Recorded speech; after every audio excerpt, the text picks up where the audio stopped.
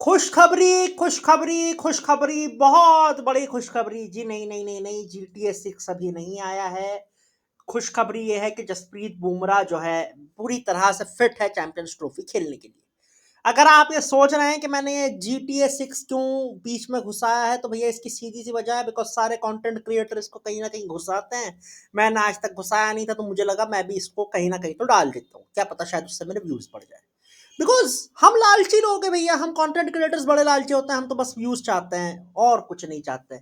लेकिन भैया व्यूज़ इस वीडियो पर तो डेफिनिटली मिलने चाहिए बिकॉज़ भैया ये वीडियो बड़ी खुशी में बन रही है बिकॉज़ फिट हो चुके हैं जी जसप्रीत बुमराह। रिपोर्ट से बता रही है, टाइम्स ऑफ इंडिया को कोट कर रहा हूं कि जसप्रीत बुमराह का कोई सीरियस इशू नहीं है और वो चैंपियंस ट्रॉफी खेलने के लिए डेफिनेटली अवेलेबल होंगे और 12 तारीख को इसकी कंफर्मेशन भी मिल जाएगी।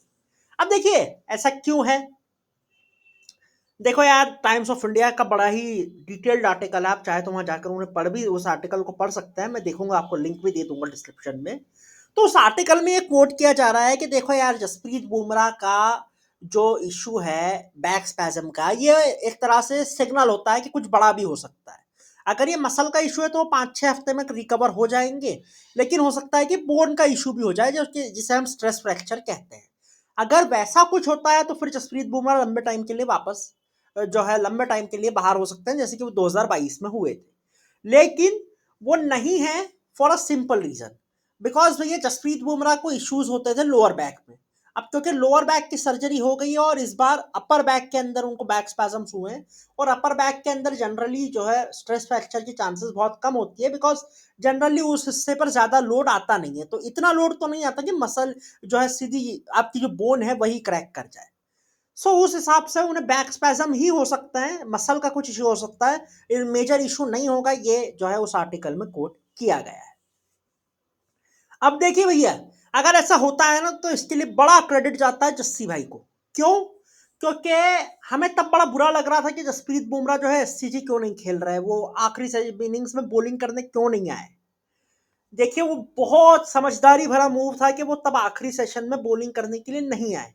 बिकॉज अगर वो बॉलिंग करने आते और ज्यादा कुछ इशू पड़ता, बिकॉज मैंने बोला ना कि बैक स्पैज्म तब होता है जब आपको मसल में कुछ खिंचाव वगैरह हो, और अगर आप तब ज्यादा लोड डाल दो बॉडी पर तो फिर वो मामला बढ़ सकता है।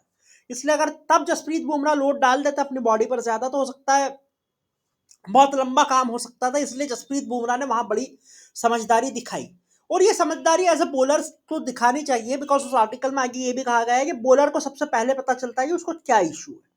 अगर बॉलर कॉशियस हो जाए, खुद को कॉशन कर ले, इसका मतलब क्यों बच रहा है बड़े खतरे से खुद को बचा रहा है। और अगर नहीं होता है तो फिर भैया बॉलर जो है खुद को रिस्क कर रहा है, और वो जसप्रीत बुमराह ने नहीं किया। ये सबसे अच्छी बात है इंडियन टीम के लिए और स्पेशली हमारे चैंपियंस ट्रॉफी के एस्पिरेशंस के लिए। बिकॉज भैया चैंपियंस ट्रॉफी में हमारी बॉलिंग बहुत हल्की पड़ जाएगी बिकॉज अगर बुमराह ना हो तो, क्योंकि शमी भाई अभी इंजरी से वापस आ रहे हैं, मियां मैजिक पर भरोसा कतई ना करूं मैं, और अर्शदीप जो है अभी भी कुछ भी हो, भले हाईएस्ट विकेट टेकर क्यों ना हो टी20 में, लेकिन ओडीआई में तो रिलेटिवली इनएक्सपीरियंस ही है।